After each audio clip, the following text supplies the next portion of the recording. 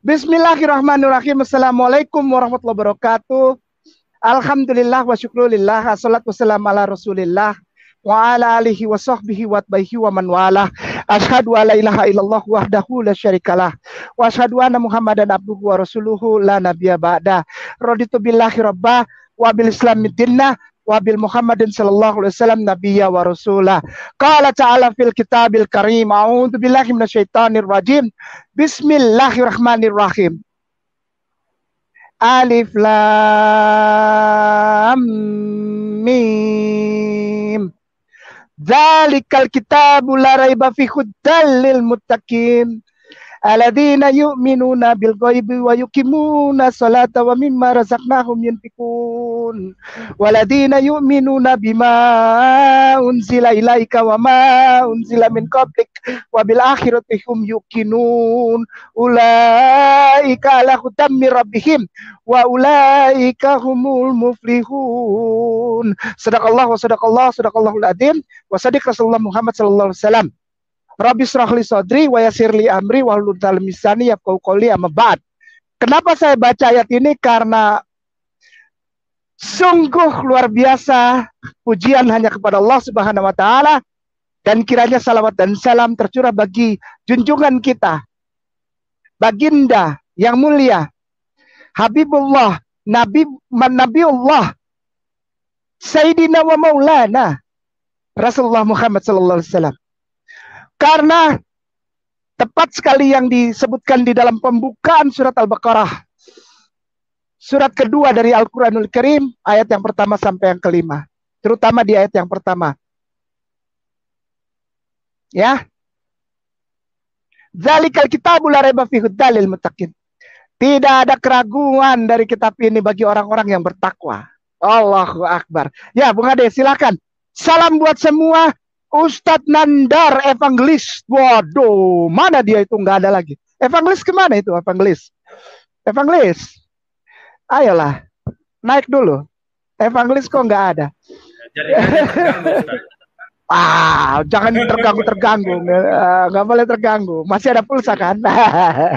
Ustadz Bunga deh. Salam untuk mama tersayang, tante, basudara, kakak, Bung Usi, kakak, ade semua di negeri Belanda. Di California. Ya, itu apa, California tuh lagunya banyak sekali. Allah sayang, Allah berkahi. Sehat, dan yang penting mendapatkan rahmah dari Allah Subhanahu wa taala melalui rahmatan lil alamin. Di Amerika Serikat, di mana lagi tuh, di Malaysia, Brunei, Taiwan, Singapura, Arab Saudi, di Korea kemarin ada, di Jepang ada, dan tentu saja para ustadz wal ustazahku, akhi wal ukhti, muslimin wal muslimah rahimakumullah, dari Aceh sampai Papua, dari Miangas sampai Rote.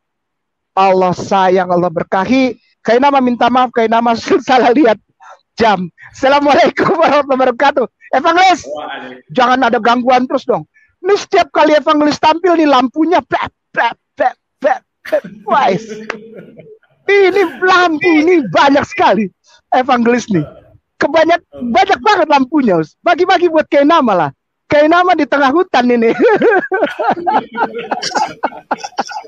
Allahu Akbar. Baik, kita buka Google kosong. Wih, langsung. Karena orang Kristen paling tidak suka Kainama Google kosong. Kenapa ya? Tapi ada juga muslimin yang tidak suka Kainama Google kosong. Ada. Saya bilang gini, coba tolonglah Ustaz Kainama katanya. Google kosong nggak berkelas amat. Kasih lihat bukunya di mana. Kalau saya kasih lihat nih kepada muslimin, ada seorang pria tuh. Ada seorang pria yang langsung hubungi saya. Kainama tidak berkelas, ya lu aja yang maju di YouTube. Kalau gua nggak berkelas, lu bisa nggak maju di YouTube? Lu aja maju. Aneh. Begini, saudaraku tersayang, muslimin wal muslimah rahimakumullah. Kenapa saya tidak tunjukin buku ini?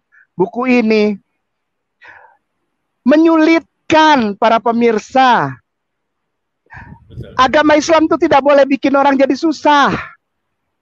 Nggak boleh. Harus kalau memberikan paparan, Itu yang justru membuat orang tercerahkan, bukan bikin ribet. Satu buku aja contoh lah. Contoh misalnya. Cari buku SPQR, cari. Dapat nggak? Iya. Yeah. Judul bukunya aja cuma huruf S, huruf P, huruf Q, huruf R. Orang mau cari buku apa itu? Ya, kepada yang suka bilang, Google kosong. Allah izinkan Google kosong mengabarkan kebenaran. Daripada buku kebenaran kagak disampaikan. Punya buku banyak loh. Kebenaran gak disampaikan, disimpan ya, ditutup-tutupin. Ini aja Yesus 12 tahun sampai 13 sampai 20 tahun tuh kemana? 30 tahun tuh kemana? Nggak pernah dijelasin. Padahal kalau engkau ahli teologi ya, kalau engkau Kristen benar, apalagi punya channel. Ini saya mau bilang ini Ustadz Nandar sama Ustadz Ariesto, evangelis sama Bung Ade sayang, sama seluruh penonton, pemirsa G Media Channel dan Yonatan Nandar Channel yang disayangin dan diberkahi Allah.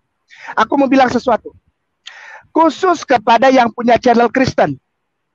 Yang kemarin pasang fotonya Kainama di tubuh perempuan. Tante Kainama, kain-kain nama, ada?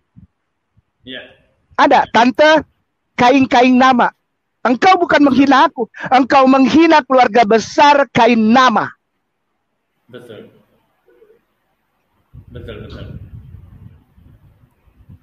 Kalau engkau mau menghina aku, patahkan argumen aku, patahkan argumenku, patahkan.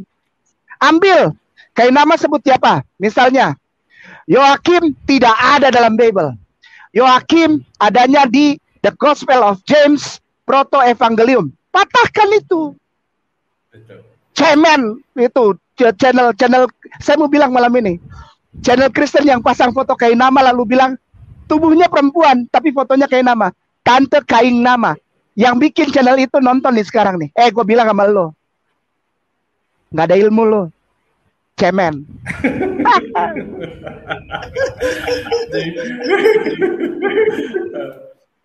Sebelum langsung ya. Ya, silakan. Silakan Bung Ade. Evangelis silakan, Bung Ade silakan. Sebelum Ustadz Kainama melanjutkan dan Yonatan Nandar membongkar, kita mengeksplorasi malam ini, kita dengarkan satuan.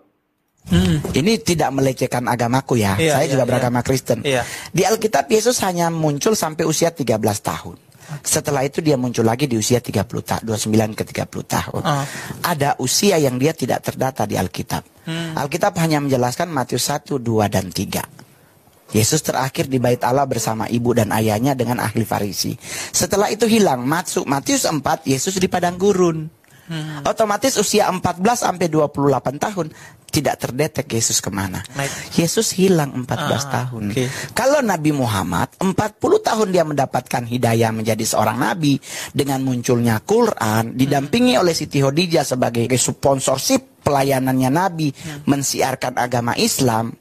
Sakebib 40 tahun Nabi Muhammad tuh sistematis. Sistematisnya terus nggak ada jeda sampai bisa muncul Idul Adha, semuanya ada pendataannya. Wah, bagaimana Ustadz Kainama menjawab? Wah kaget saya. Wah Allah, itu si Bung itu komedian itu dari Sulawesi Utara itu. Betul. Itu Kristen itu dia. Dan Allah, saya mau menangis ya. Kenapa dia bicara begitu? Nggak boleh. Nggak boleh. Karena dia keliling gereja menjadi pewarta Injil itu orang. Itu pewarta Injil. Komedian yang masuk keliling gereja itu mewartakan kebenaran Kristen. Kenapa jadi begitu? Saya baru lihat malam ini. Evangelis, baru lihat malam ini. Wallahi. Ini gua baru sholat nih di Al-Barkah. Nggak mau. Serem. Serem takut saya.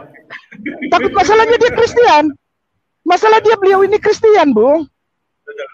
Beliau ini Kristen loh. Dan masuk keluar gereja. Bible hafal, bos. Jangan salah, namanya Abang Mongol ini. Saya nggak tahu nama aslinya. Tapi dia terkenal di TV itu Mongol. Komedian paling mahal di Indonesia sekarang. Orang Manado, orang Sulawesi Utara. Wow, dia kalau sudah balogat, putus semua orang. Kalau sudah mulai balogat, saya suka sekali sama dia. Saya suka sekali, kenapa? Karena beliau cerita di dalam gereja, tidak di luar gereja. Di dalam gereja dia, penghargaan untuk, bukan karena dia cerita tadi bawa Muhammad, enggak, Rasulullah, enggak. Tapi saya memang nonton dia, dan dia komedinya itu berkelas ya, pakai IQ ya. Kalau orang yang nggak ngerti nggak ketawa, beneran. Kalau dia next stand up, kalau orang yang IQ-nya di bawah jongkok, itu nggak ketawa, beneran. Betul. Karena dia komedi tingkat tinggi, high level comedian. Ya silakan Bung Ade. Ya, Ustadz, malam ini kita ditonton 4.500 orang. Insya Allah. Insya Allah. Semuanya Allah sayang, Allah berkahi, Allah sayang.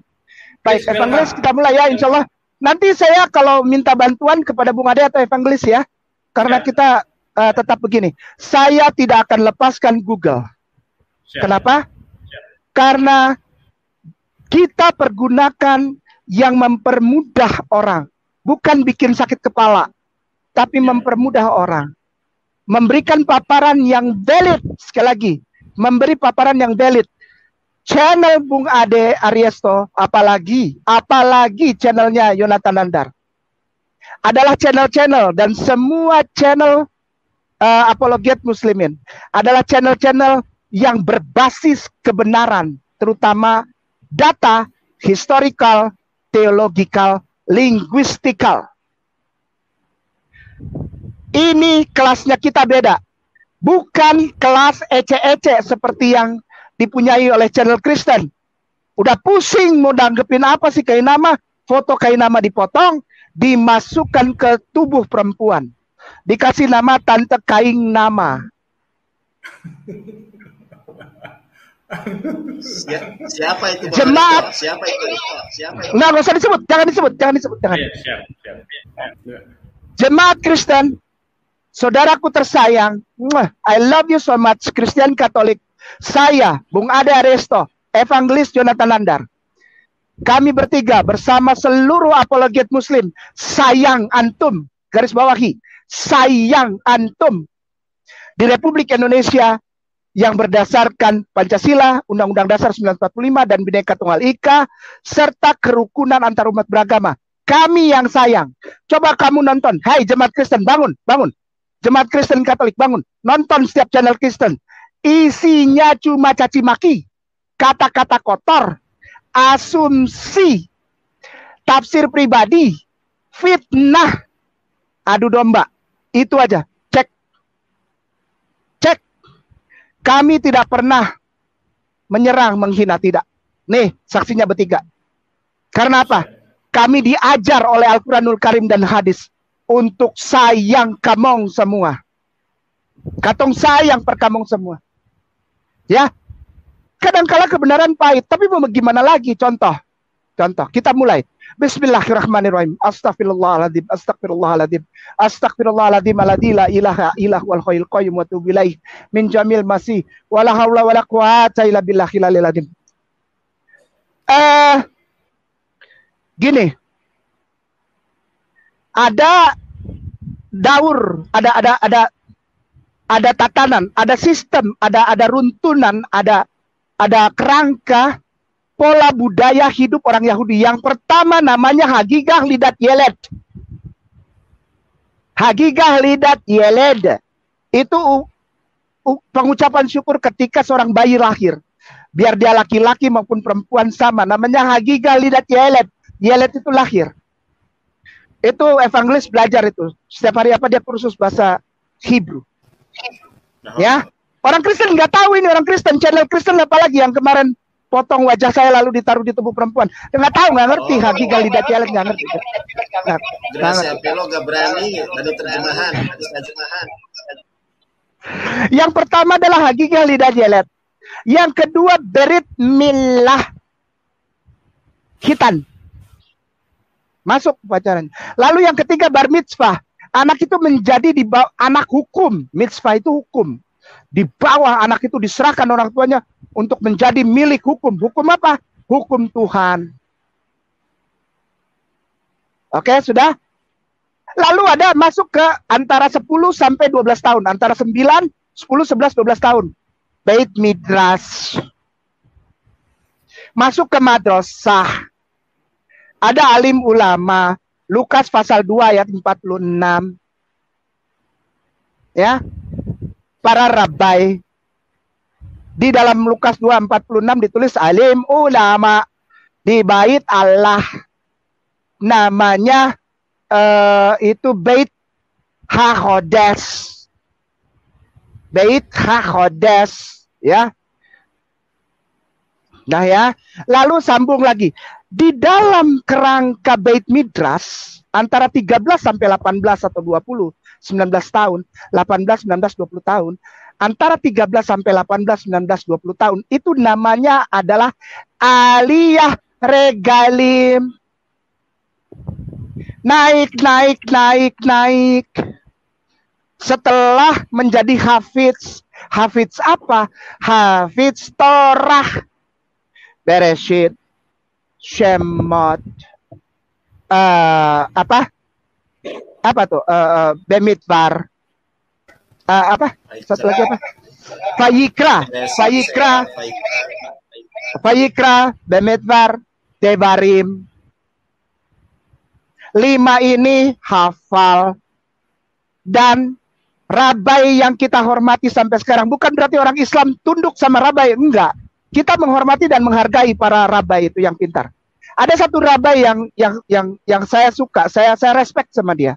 Namanya Rabai Moshe Sharon. Beliau sudah tua sekali, sudah sepuh. Tapi saya respect. Kenapa? Karena beliau yang bilang dari mulutnya sendiri. Sistem Beit Midrash menuju aliyah regalim, menghafal ayat-ayat ini, hanya dilakukan oleh orang Islam. Beliau yang bilang. Namanya Rabai Moshe Sharon. Hafiz, penghafal itu hanya dilakukan oleh 2 sistem iman atau sistem dogmatis agama. Yang pertama Judaism di dalam sistem Beit Midrash dan aliyah regalim. Lalu yang kedua Islam.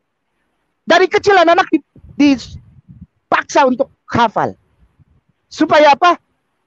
Supaya tidak ada orang yang meracuni ayat-ayat Tuhannya. Itu kata Rabai Moshe Sharon.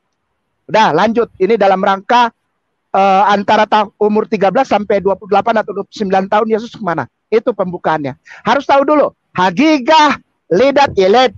Yelet itu lahir, Yelet. Sama seperti di dalam Al-Quranul Karim. Ya, a'udzubillahi minasyaitonirrajim. Bismillahirrahmanirrahim. Lam yalid wa lam yulad. Yelet sama. Lalu berit milah, khitan. Lalu bar mitzvah, menjadi anak di bawah hukum apa? Torah. Lalu Beit Midrash, sekolah masuk madrasah. Lukas pasal 2 ayat 46. Lalu aliyah regalim. Aliyah ke tempat yang tinggi. Naik regalim. Le regel. Naik aliyah regalim. Naik ke tempat yang lebih tinggi. Naik. Aku berjalan naik. Di Mazmur tulis tuh. Aku berjalan naik. Aku berjalan sampai capek. Naik. Nanti turun. Naik lagi. Ya, di sekitar Beit HaKodesh, rumah Tuhan yang kudus. Lalu ada lagi. Nah, ini yang saya mau masuk sekarang, Bung.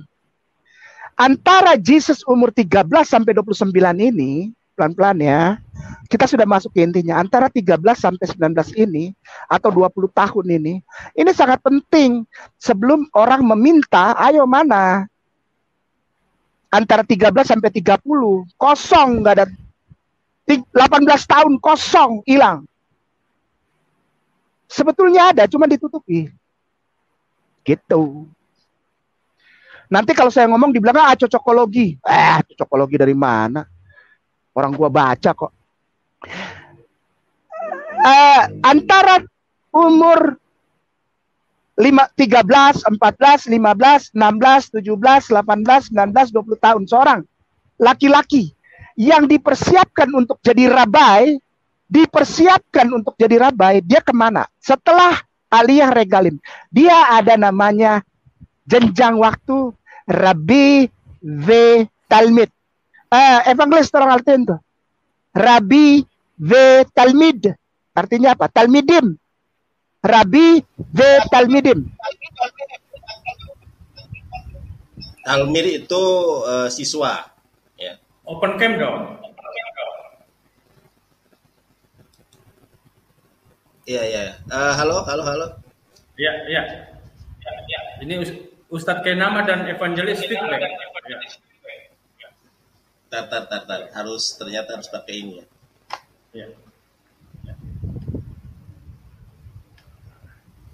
Iya.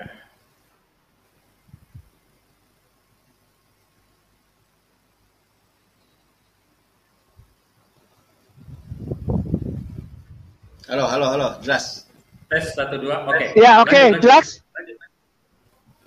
Iya. Ini nggak ada gema nih, bagus, nggak ada echo, bagus. ada space waktu evangelis di dalam jenjang waktu pola persiapan seorang anak laki-laki muda yang sudah pasti jadi rabai. Yesus itu tidak bisa dibilang dia ada di rumah bantu orang tuanya Joseph potong-potong kayu karena orang tuanya tukang kayu, tekton. Bapaknya bukan tukang kayu. Aduh, salah orang Kristen. Joseph itu bukan tukang kayu. Gimana? Dia orang kaya. Dia itu tekton. Tekton itu apa? Insinyur. Number 1 orang. Yang untuk pembangunan, bikin skema, bikin rencana pembangunan dan perbaikan perawatan Beit HaKodesh di Yerusalem. Tekton namanya. Wah, gimana dia? Dibilang tukang kayu, menghina amat. Orang Islam gak ada yang menghina Joseph. Orang Islam memuliakan Joseph. Apa? Tekton dia, kaya dia. Nah, ada istilahnya begini untuk persiapan rabai evangelis. Namanya Rabi ve Talmidim. Apa itu? Rabi itu guru. Kalau Talmidin itu siswa-siswa. Kalau satu orang Talmid. Kalau Talmud itu pelajaran. Syukran. Nah, syukran. Tidak. Nah, di masa ini hilang Yesus. Padahal dia dari Beit Midrash, dia harus masuk ke wilayah itu Rabi ve Talmidim. Jadi dia dituntun seperti tutor, satu orang tutor, lecture yang tempel dia terus sampai usia persiapan untuk kupah. Apa itu kupah? Pernikahan.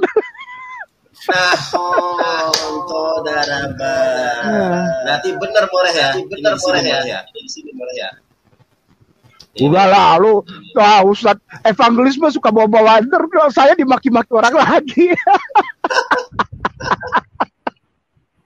Ya, jadi dari Beit Midrash, Aliyah Regalim, Rabi ve Talmidim, masuk untuk persiapan kupah.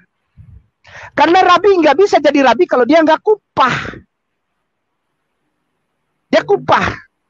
Nah, nanti setelah kupah yaitu berjalanlah waktu sampai usia 90 tahun di dalam tatanan budaya Yahudi, di mana orang 90 tahun itu dianggap sudah meninggal atau dibilangnya Shibah.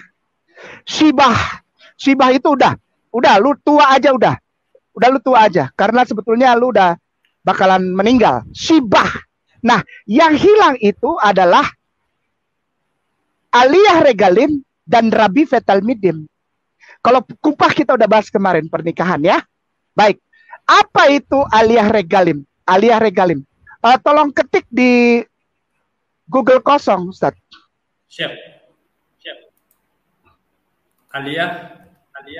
Aliyah Regalim. Sebentar. Hausafen Rumah Belajar. Ada tulisan Emigration Budisevik gitu. Ada apa? Ada sebentar ya, sebentar. Saya nanti kasih tahu dulu. Ada Rabai siapa tuh? Ari Shemesh juga tulis itu. Rabai Ari Shemesh. Itu gini. Make Aliyah. Udah itu aja. Make MAKE Aliyah. Make Aliyah. Begini, aduh, di mana itu? Ya, aliyah regalim dah pokoknya. Aliyah. Pakai Y, aliyah regalim. Oke. Aliyah regalim. Ada sudah dapatkah? Enggak, A-L-I-Y-A-H. Aliyah. A-L-I-Y-A-H. Aliyah regalim. Aliyah regalim. Regalim. Iya. Ini. Bentar ya. Siur. Make aliyah. Di depan aliyah itu tulis M-A-K-E. M-A-K-E. Di depan, di depan. Bukan di belakang. No. Oke. Ya, di depannya. Di depan aliyah. Make aliyah. M-A-K-E. Ya. Make. Sudah enter coba. Bismillah, ini tulisannya bagus nih dari Rabai Arisamesh ini. Make aliyah wananatik. Ya, Rabai. Betul saya menderas. Klik. Asik. Langsung dapat. Apa itu aliyah regalim itu? As we approach rumah kita. Oke. As we approach. Blok itu satu itu. Blok satu itu. Satu yaitu blok. Pindahkan ke Google Translate. Karena kita sudah 50 menit nih. Jangan lama-lama. Nanti ada yang ngantuk-ngantuk nontonnya. Langsung aja kemana itu? Gitulah, gampang aja lah. Dibawa pusing. Yesus kemana? Yesus sekolah. Tuhan kok sekolah? Gimana sih? Kalau dia sekolah dia bukan Tuhan. Gimana sih? Enggak, dia di rumah aja. Di rumah aja. Tuhan kok di rumah aja, gimana sih? Dia itu orang jenius. Yesus itu orang jenius. Kamu menghina dia. Potong-potong kayu, silakan baca. Oke, baik. Izin saya mute dulu Kakanda sama oke, siap. Saya besarkan ya. Oke. Saat kita mendekati Sefot, saya ingin menyelidiki salah satu mitzvot penting yang berlaku untuk regalim, mitzvah alia iregel. Taurat memerintahkan kita untuk meninggalkan rumah kita dan melakukan ziarah tiga kali setahun ke Hamidas. Apa makna di balik mitzvah ini? Oke, ya. Disuruh meninggalkan rumah. Bukan cuma pergi ke bait suci, tidak. Tinggalkan rumah. Itu aliyah. Naik ke tempat yang lebih tinggi. Aliyah beregalim. Naik. Ziarah. Naik ke tempat yang lebih tinggi. Dah? Mana tadi yang itu? Aliyahnya itu, yang tadi di blog itu. Ada packing up. Kita cepat saja insya Allah. Karena sebetulnya jawaban yang mudah asal kita punya data valid. Siap, Kakak. Ya, datanya valid. Ke bawah packing up itu. Packing up di blog itu. The first major lesson of challenge alia regel. Ini bukan kata Kainama, bukan kata evangelis Jonathan Nandar, bukan kata Ade Arias, bukan. Ini kata Rabai. Silakan, Ustaz. Bung Ade di blog itu yang the first major lesson and challenge in alia regel is the actual departure from the home. Ya, silakan. Siap. Oke. Pelajaran utama dan tantangan pertama dalam aliyah iregel adalah keberangkatan yang sebenarnya dari rumah. Mitzvah resmi hanya berlaku untuk pria, namun mitzvot tambahan seperti simchat Haregel berlaku untuk wanita juga. Akibatnya paling tidak semua laki-laki dari rumah tangga manapun akan meninggalkan rumah. Ini tampaknya akan menyebabkan ancaman keamanan yang serius bagi seluruh negara kita. Taurat membahas masalah ini secara langsung dalam Parshat Ki Tisa Semot 34 nomor 24. Iya, langsung Bung Ade ketik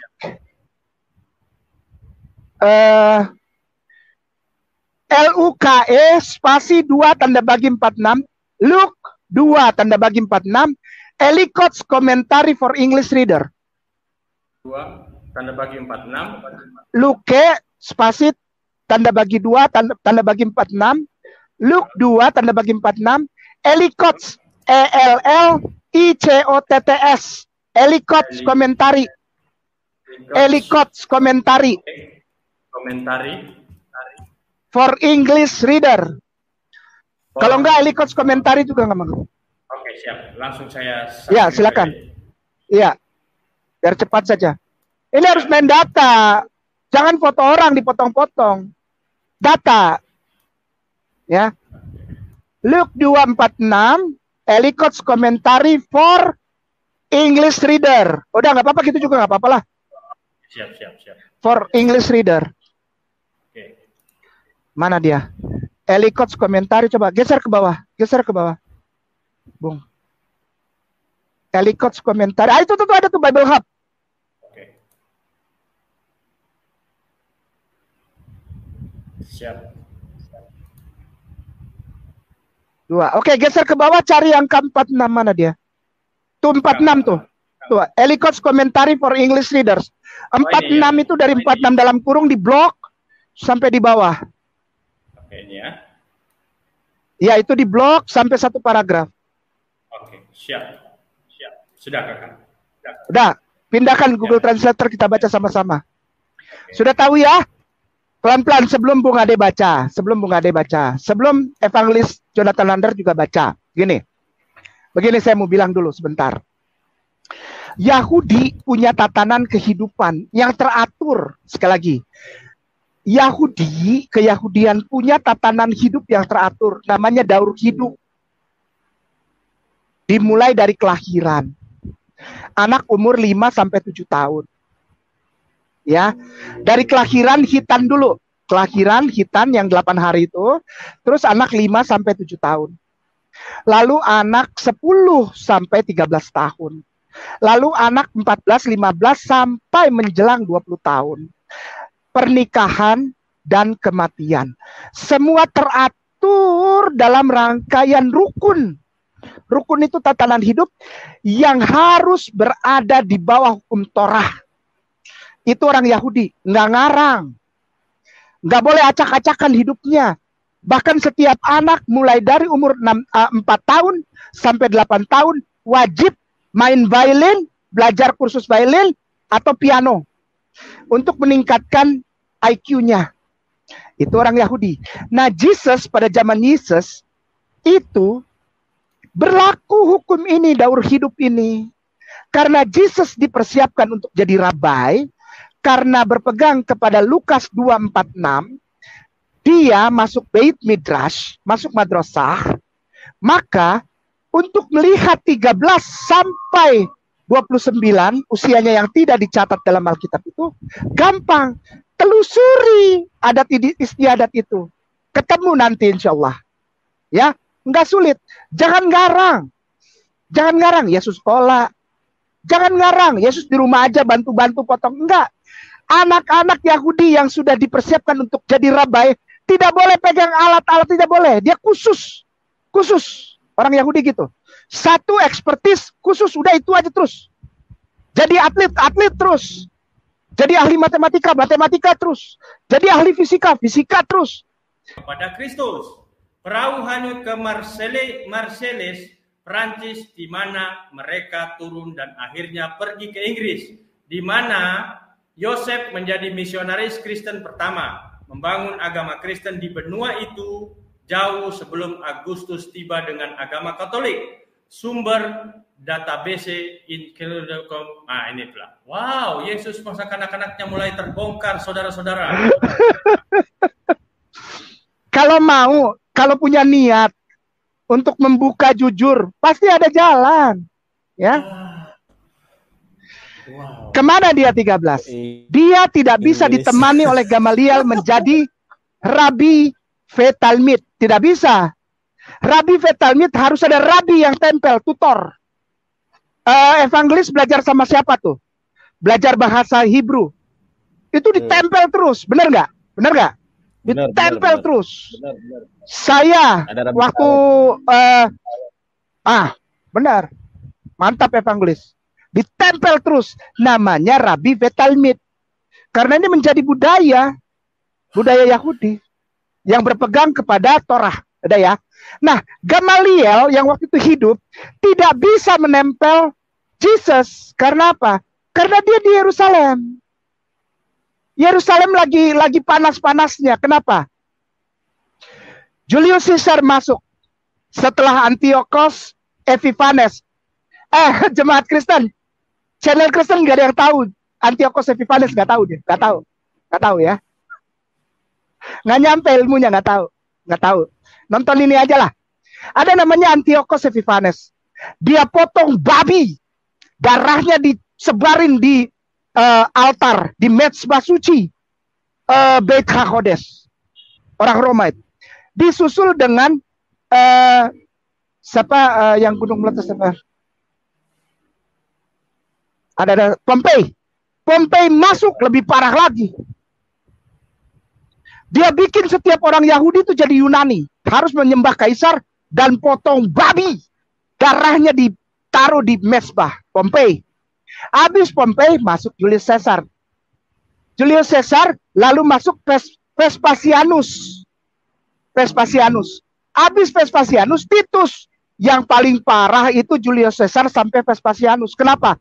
Dia bikin patung, bos. Dia bikin patung. Nama patungnya siapa? Dei. D-E-I. Dei. Patungnya namanya Dei.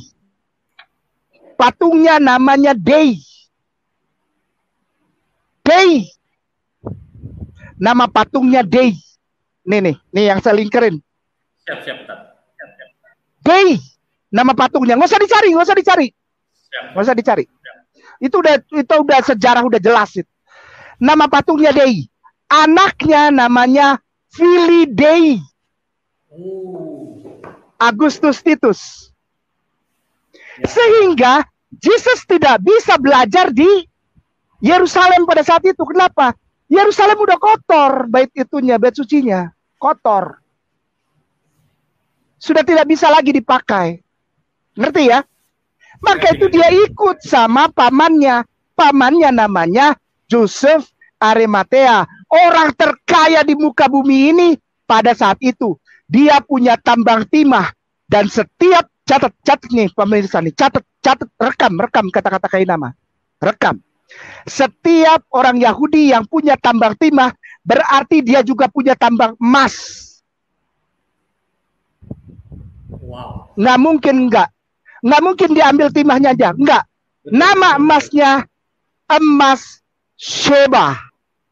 Pelan-pelan. Wow. Nama emasnya emas Sheba. Ingat dulu. Tunggu sebentar. Nah. Bukan 7 Sheba bahasa. Gini, kalau saya bilang dalam bahasa Ibraninya itu Shaba, bukan Sheva. 1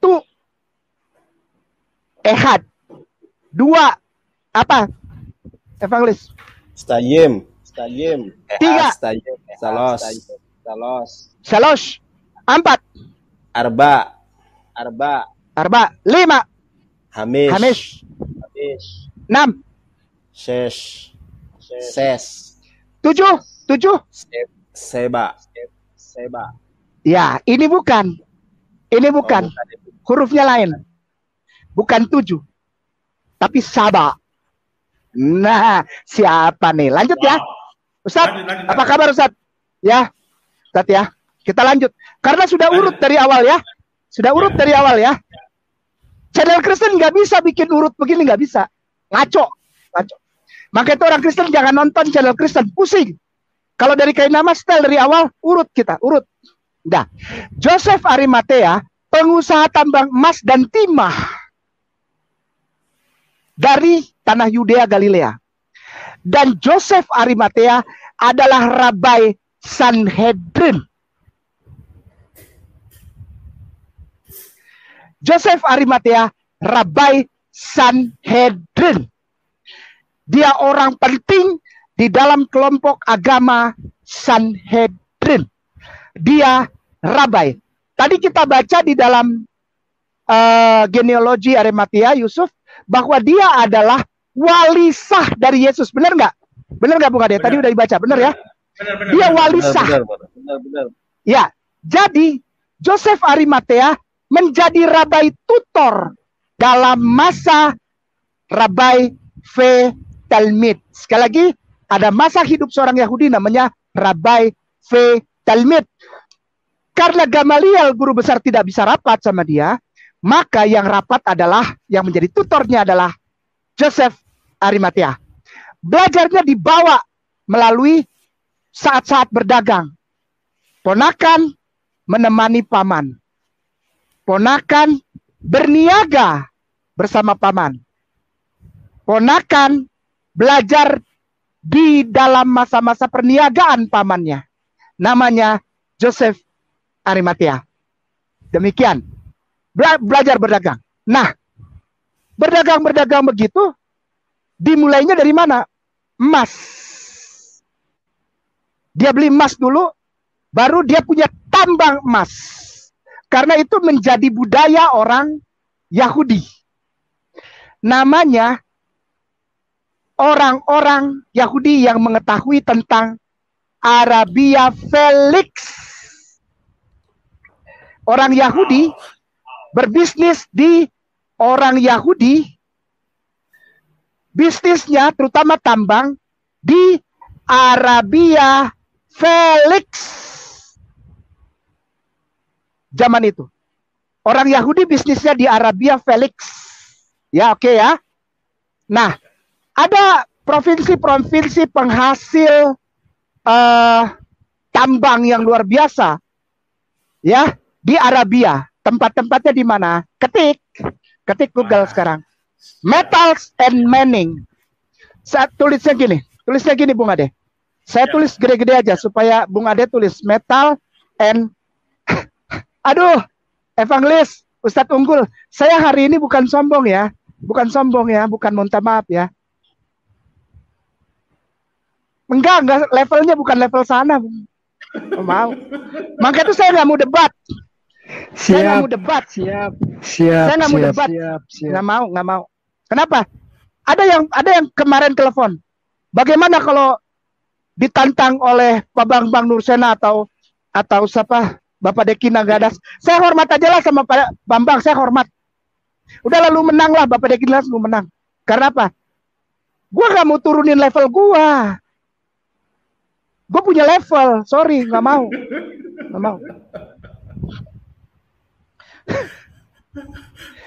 Ustadz Unggul jangan marah ya. Kata Ustadz Abdul Somad, kalau kita sombong sama orang sombong, kita sodakoh. Boleh. Malam ini saya sodakoh sama orang Kristen. Siap, Greg. Mining itu mulai Jewish Virtual Library. Oke nih Bung, ketik begini Bung. Siap, Kakak. Ketik begini Bung. Evangelis dan Ustadz Unggul ini jadi bahan juga ya. Silahkan dicatat ya.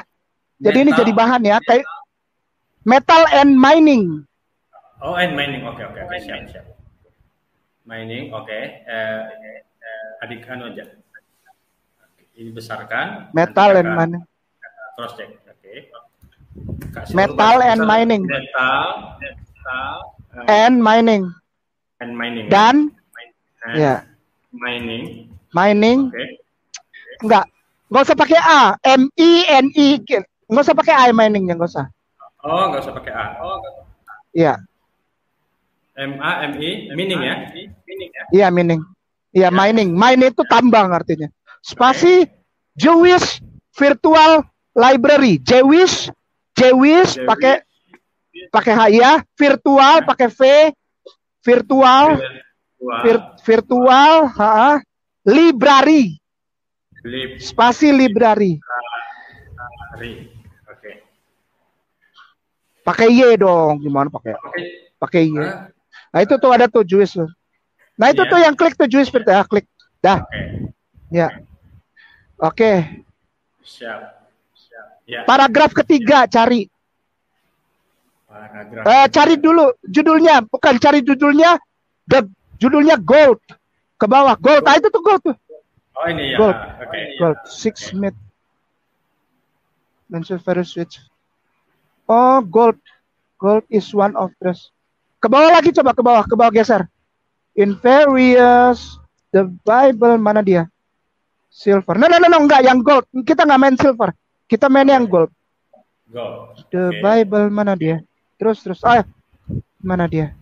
Gold is one reason in the kettle pure gold. In various biblical passages mentions from gold. Geser lagi ke atas, Bung. Geser. No. Itu the Bible mention various. Nah, itu dia tuh. The Bible mentions various places. Iya. Dah. Oke. Ya, dah.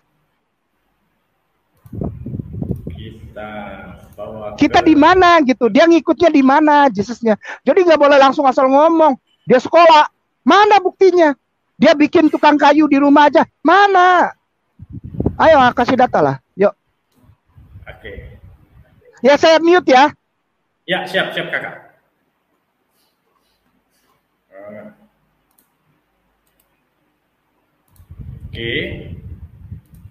Oke, sudah terlihat di sana. Alkitab menyebutkan Adonai wetabolena soto behidot seba more. Halo? Oh, ya. Malehat. Itu di belakangnya ada T. T itu untuk feminin, kata feminin, bukan maskulin. Jadi dia pemimpin yang maskulin, bukan pemimpin maskulin. Dia pemimpin Sheba yang feminin, artinya ratu, bukan raja. Channel Kristen nggak ngerti ini. Di belakangnya kalau Malek atau Melech itu raja, tapi kalau Malehat pakai AT itu untuk feminin. Jadi dia ratu Sheba. Ya.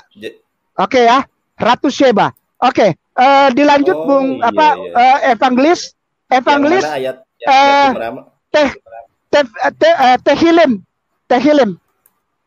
7215 Mismor 7215. Ya, Mismor. Sebentar. Mismor Tehilim 7215. Tehilim 7215. Itu suara saya mantul ya. Pesalem berarti ya. Saya matiin dulu, saya matiin. Pesalem. Berapa tadi? 7215. 72. Oh iya. 7215 ya. 7215. Ya, 7215. Oke, saya bacakan. Ini ya. Iya.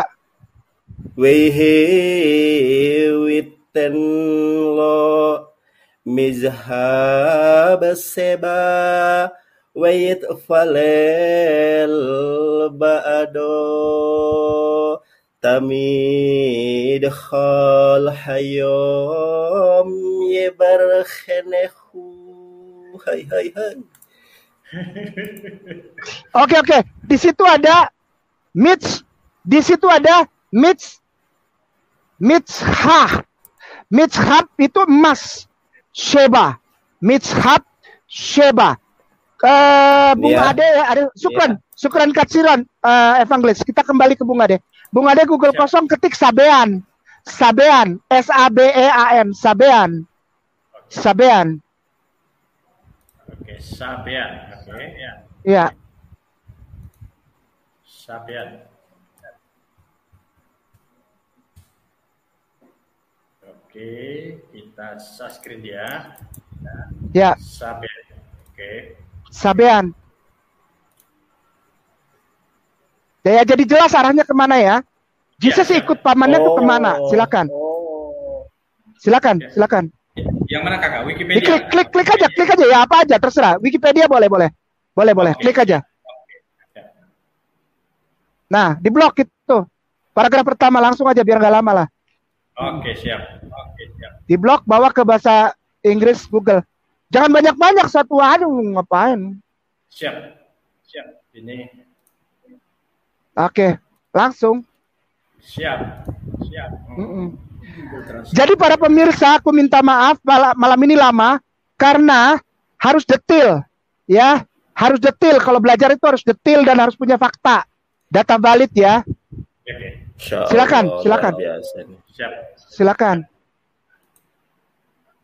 Sabean. Iya. Izin kakak anak itu. Iya.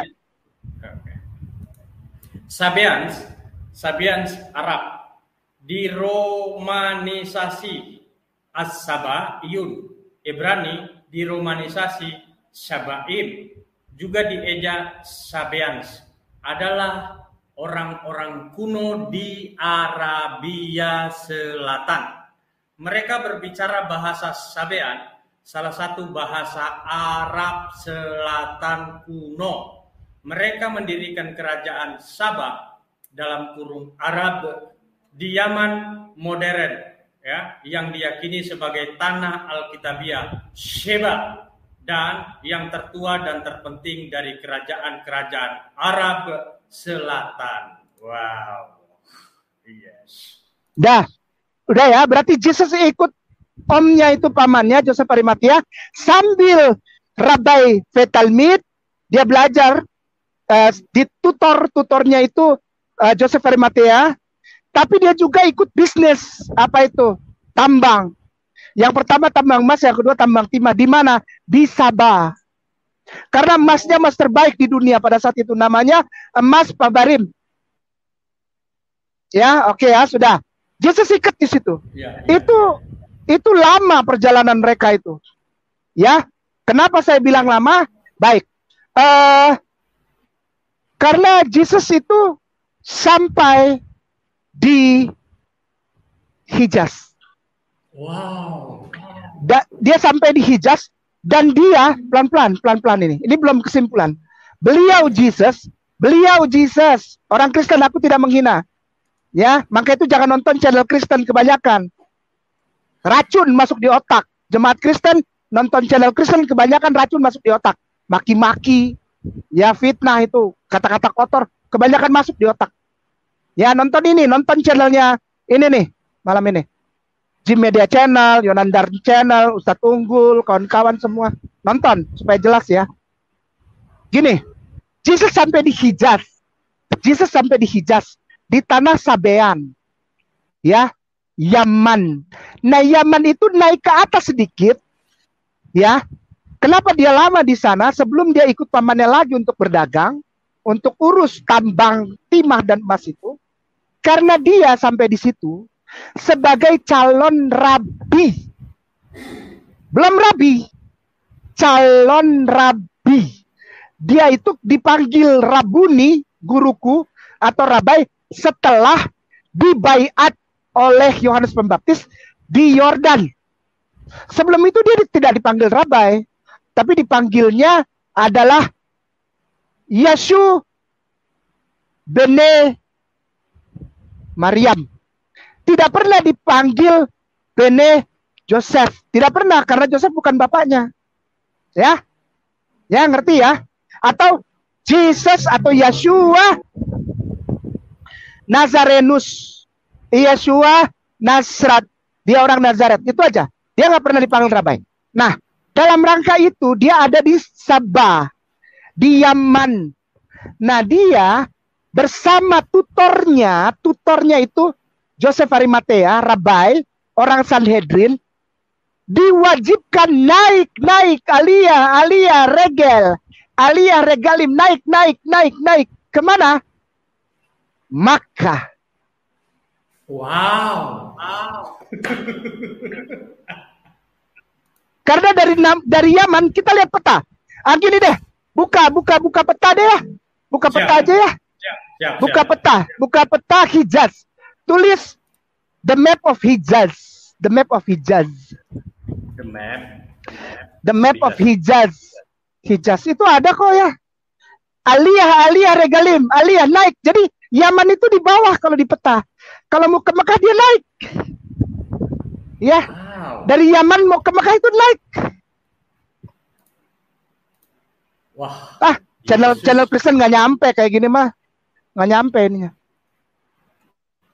Mana lah cari yang ada tulisan Yaman. Oh ya, tulisan ada Yaman, ada apa? Ada Yaman, ada Mekah, Madinah, ada Jeddah. Kan ada tuh ya. Mana tuh Yaman? Kita cari dulu. Nggak ada ya? Wah, lama. Cari aja. The map of Yaman, Madinah, Mekah. Yaman, Madinah, Mekah. Yaman, Madinah, Mekah. Udah ketahuan itu. Jadi kenapa ada istilah aliyah regalim? Aliyah regalim. Naik ke atas. Yemen ada Madinah, Mekahnya. Nah, tuh. Itu gedein tuh yang itu tuh. Yang tadi. Itu tuh, itu gedein. Coba bisa nggak digedein? Iya, bisa nggak digedein? Anak gedein dulu, Tan. Iya dong, harus digedein. Gedenya gimana ini? Ini aja, anak gedein. Ini aja. Ini dia, Tan. Bisa? Iya. Bisa. Ya, tuh ya, kelihatan ya. Tuh, liatin. Yemen itu di bawah. Ini dia, Yemen. Yemen. Mekahnya mana? Nggak ada. Bung. Mekahnya nggak ada itu. Saudi Arabia, Sudan, ini.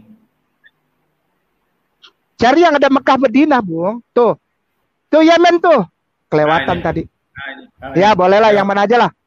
Ya, maksudnya kenapa saya paksa lihat ini? Supaya kita lihat naiknya tuh maksudnya apa? Gitu loh. Ini kayaknya. Ini Yemen. Oman. Mana Mekahnya? Mekahnya mana? Nggak ada.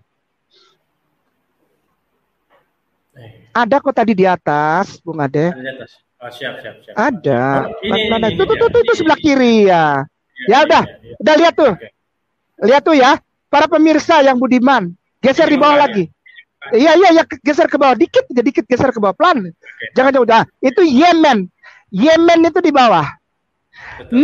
Naik ke atas Mekah. Ini Mekah. Nah, ada Jeddah. Betul. Ada Madinah. Wah, berarti Yesus naik haji. Yesus naik haji. Masya Allah, benar berarti ada hadis Yesus naik haji. Yesus ke Mekah. Okay. Saya tidak bilang begitu. Saya hanya mengikuti. Saya tidak bilang gitu ya. Tapi saya hanya mengikuti urut-urutan yang diadakan oleh orang Yahudi sendiri. Kita nggak boleh. Kita bukan orang Yahudi, jangan so tahu. Ikut aja. Pertama Yelet, lalu Berit Milah, lalu Benidras. Yelet, Berit Milah, Bar Mitzvah. Lalu Bet Midras, lalu ada Aliyah Regalim. Lalu ada Rabi V Talmid, baru kupah, baru nikah, baru Shibah, baru meninggal gitu ya. Nah, jadi kita ada di dua ini, Beit Midras, Aliyah Regalim, dan Rabi V Talmid. Itu adalah urut-urutan. Kita ikutin aja. Jangan ngarang-ngarang, nggak boleh. Ya, nggak boleh. Kita bukan orang Yahudi, jangan ngarang. Jangan so tahu, ikutin saja. Baik, kenapa Jesus naik Aliyah? Karena dia harus dapat tefilin sebagai rabi. Tefilin. Ketik Bung Ade, tefilin. Cepat saja Bung. Sudah 1 jam 48 ini, kasihan para pemirsa. Siap Kakak. Tefilin, Tefillin. Tefilin. Tefilin. Oke. Iya. Kecilin Bang Aristo. Ya, saya kecilin dulu. Oke. Tefillin. Tefi. Enggak, bukan V. F biasa F. Oke. Fill. Itu ada tuh tefilin tuh. Tuh tefilin aja tuh di bawah. Tuh klik. Ya bukalah Wikipedia aja lah. Baca, Bung. Salah. Kenapa saya ini dia Wikipedia. Nah, bacain. Oke. Saya besarkan dikit ya. Ya. Oke, mana dia? Oke. Tefillin bahasa Ibrani, saya nggak ngerti ya. Atau juga disebut phylakteries adalah sepasang kotak kulit hitam berisi gulungan perkamen dengan tulisan ayat Alkitab di dalamnya. Tefillin tangan atau selyet dipakai oleh orang Yahudi untuk dililitkan di sekeliling lengan, tangan, dan jari-jari mereka. Sedangkan tefillin kepala atau selros diletakkan di atas dahi. Torah menyebut tefillin harus digunakan untuk pelayanan sebagai tanda dan pengingat bahwa Tuhan membawa anak-anak Israel keluar dari Mesir. Tefillin adalah kotak kulit berbentuk kubus yang dicat hitam dengan ikat kulit hitam di satu sisinya. Orang Yahudi menggunakannya pada kepala dan lengan. Nah, itulah kira-kira. Silakan, Tan. Oke. Tefillin, lihat gambarnya, Bung. Oke, siap. Sekarang tadi kan Wikipedianya, lihat gambar. Gambarnya Pak Aristo. Oke. Gambar. Oke. Tefillin gambar. Kembali aja, kembali. Mundur. Oke. Terus gambar. Ya, lihat itu yang sebelah kanan tuh, lihat. Yang gambar ketiga dari kiri tuh. Ada gambar orang, ada gambar anak kecil. Nah, itu gambar tefillin tuh. Lihat, jangan diklik, lihat aja. Kayak apa itu? Kayak Ka'bah, Masya Allah. Berarti Yesus tawaf berarti ini. Benar ini. Hadis Nabi. Nah, perhatikan baik-baik. Perhatikan baik-baik. Itu ada anak kecil sama laki-laki di sebelahnya. Hitung gulungannya itu, gulungan tali tefillin itu. 1, 2, 3, 4, 5, 6, 7. Seba. Wow. Putaran Ka'bah. Wow. Oke, sebentar. Jesus ambil ini. Nah, udah, dia pakai ini sebagai tanda. Ya. Di dalam tefillin, pelan-pelan. Di dalam tefillin ada gulungan ayat. Gulungan ayatnya apa yang dimasukin? Tulisan Ibrani kecil banget. Lalu kertas panjang itu digulung. Dimasukin tuh di bawahnya. Di bawahnya bisa ditarik itu. Kotak itu bisa ditarik. Lalu dimasukin baru ditutup kayak laci. Itu tefillin itu dimasuk. Apa isinya itu? Ayatnya? Shema Yisrael. Oh, ulangan 4, Ustaz. Bang Aristo, aku bacakan ya. Boleh. Isinya. Isinya Shema Yisrael berarti ulangan 6 ayat 4 ya, Ustaz. Ya, boleh. Ulangan 6 ayat 4. Oke, aku share ya, Bang Aristo. Boleh. Pakai logat Sunda ya. Yesus ke Arab. Ke Arab tawaf. Masya Allah, luar biasa Ustadz. Yesus sudah ke Arab. Oke ya. Ternyata bunyinya ini ya. Bismillahirrahmanirrahim. Hai. Shema Yisrael. Adonai Eloheinu, Adonai Ehad. Hey, Hor or Israel, Adonai Ehad. Syukran ya. Udah. Nah, kotak tefillin ini adalah perlambang bahwa di tempat inilah, perhatikan baik-baik. Saya mohon maaf sama pemirsa agak lama. Karena harus pelan-pelan, harus baik-baik. Ya. Kotak hitam itu tefillin digulung 7 kali itu putaran.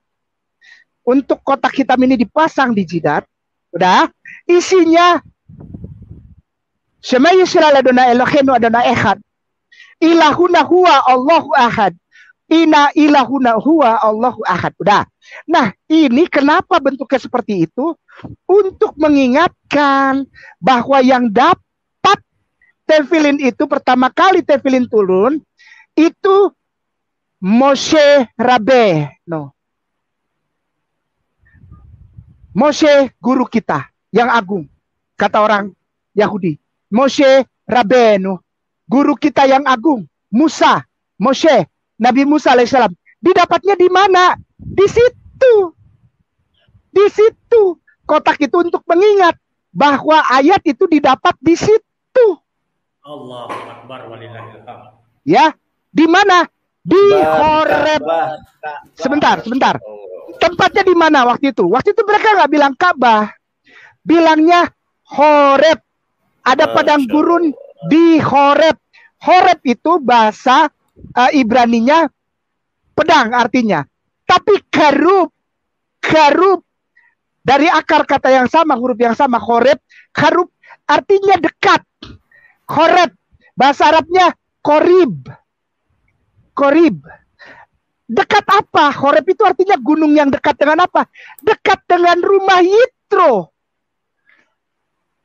Karena Musa menggembalakan di kitab Keluaran, Musa menggembalakan kambing domba milik Yitro, Imam Midian. Midian itu di Madinah. Midian. Yitro itu keturunan Ismail, Imam di Midian, kitab Keluaran, tulis itu. Nabi Musa biasa menggembalakan kambing dan domba milik mertuanya Yitro, Imam Midian. Dia nyebrang padang pasir sampai di gunung Horeb, artinya dekat, koribun, karub, bahasa Ibraninya. Dekat dengan siapa? Dengan rumah imam. Di mana? Di Hijaz. Di mana itu? Di Makkah. Udah, pelan-pelan. Lanjut. Namanya Gunung Allah. Har Elohim. Sekali lagi. Har Elohim. Jemaat Kristen, kamu nggak akan dapat ini dari channel Kristen itu. Nggak akan.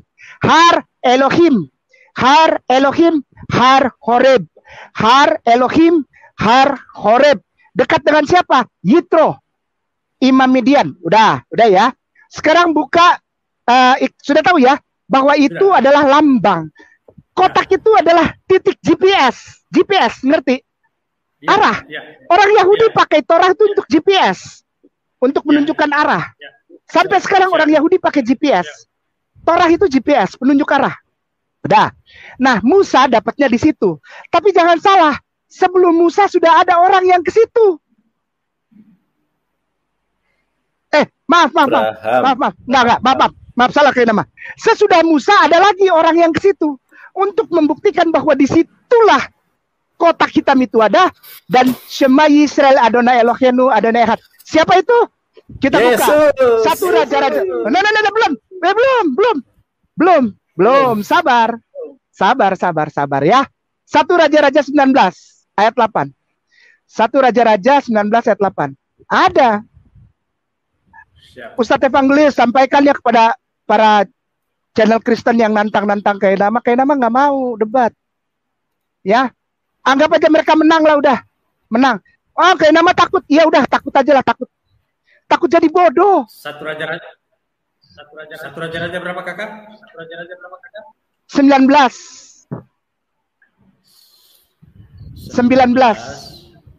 ayat 8. Ya, baca.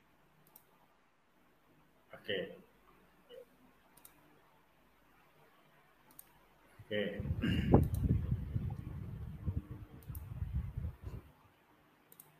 Maka bangunlah ia, lalu makan dan minum, dan oleh kekuatan makanan itu ia berjalan 40 hari 40 malam lamanya sampai ke gunung Allah, yakni gunung Horeb. Ayat 9, langsung Bung. Siapa ini orang? Oke, siap. Puasa 40 hari 40 malam jalan tapi ke Mekah. Siapa ini orang? Nah, itu dia. Ya. Di sana masuklah ia ke dalam sebuah gua dan bermalam di situ. Maka firman Tuhan datang kepadanya. Demikian, apakah kerjamu di sini, hai Elia? Nah. Orang Kristen udahlah, kartu mati, nggak usah hina-hina Rasulullah ada di gua. Hei, kau punya nabi tuh, masuk gua tuh di Mekah. Di tempat yang sama nabiku Rasulullah Muhammad SAW. Elia, nabi yang diangkat Allah. Nabi yang diangkat Allah dengan kereta api itu. Dengan daging-dagingnya. Kartu mati orang Kristen hari ini, gua puas. Wow. Bisa baca Ibraninya, More. Biar dengar evangelis tuh. Gak usah. Ya udah, tadi evangelis sudah bacakan. Percuma, dia juga bani terjemahan kok. Percuma. Bani terjemahan. Maka itu saya tadi kasihnya hanya beberapa ayat yang minta dibacakan supaya kita langsung lihat ke linguistik. Minta tolong sama evangelis. Tapi kalau yang ini enggak, supaya apa? Supaya itu Kristen yang punya channel itu lihat, kau hina nabiku, padahal nabimu yang paling mulia yang naik sebelum Yesus dengan daging-dagingnya nih, tulang-tulangnya nih naik. Dijemput lagi, kalau Yesus nggak dijemput. Ini dijemput pakai kereta api itu, kereta kuda yang api itu. Malaikat Tuhan yang kayak api itu. Naik dilihat oleh orang, Elisa lihat. Di mana dia mendapatkan firman pertama? Di Goa, di Horeb, di Hijaz, di Makkah. Wow. Di tempat tefilin itu, di Goa. Tuh baca keras-keras. Sedang apa engkau di sini? Tuhanmu di Bible-mu bilang kepada Elia. Sedang apa engkau di sini, Elia? Dan Tuhan berfirman kepada Elia di Goa itu, di Hijaz, di Makkah. Biar puas lu semua. Wow. Penutup. Siap. Matius pasal 17 ayat 1 sampai 7. Penutup. Siap. Sudah 2 jam 2 menit. Siap. Matius pasal 17.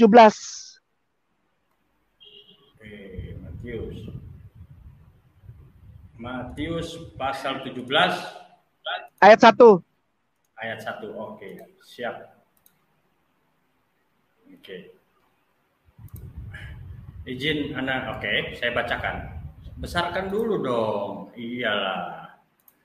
6 hari kemudian, Yesus membawa Petrus, Yakobus dan Yohanes saudaranya, dan bersama-sama dengan mereka ia naik ke sebuah gunung yang tinggi. Di situ mereka sendiri saja. Ayat 2 langsung, ayat 2 Bung. Siap, ayat 2. Lalu Yesus berubah rupa. Di depan mata mereka wajahnya bercahaya seperti matahari dan pakaiannya menjadi putih bersinar seperti terang. Ayat 3 Bung. Ayat 3, oke. Maka nampak kepada mereka Musa dan Elia sedang berbicara dengan dia. Ayat 4 Bung. Ayat 4. Kata Petrus kepada Yesus, Tuhan, betapa bahagianya kami berada di tempat ini. Jika engkau mau, biarlah kudirikan di sini 3 kemah, 1 untuk engkau, 1 untuk Musa, dan 1 untuk Elia.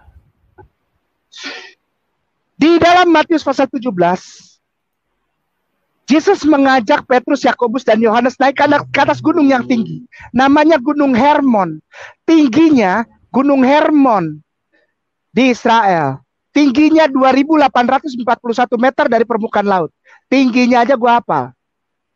Gunung Hermon itu 2.841 meter dari permukaan laut. Tinggi memang. Naik mereka ke atas. Dan tiba-tiba muncul di sebelah kanan Musa, di sebelah kiri Elia. Ngobrol bertiga. Di atas puncak gunung yang tinggi. Kenapa? Reuni. Karena hanya 3 orang ini yang sampai di Horeb, yang sampai di Mekah. dan mendapatkan firman Tuhan. Nah, Musa, Elia, dan Yeshua, anak Maria. Demikian Bung Ade. wow.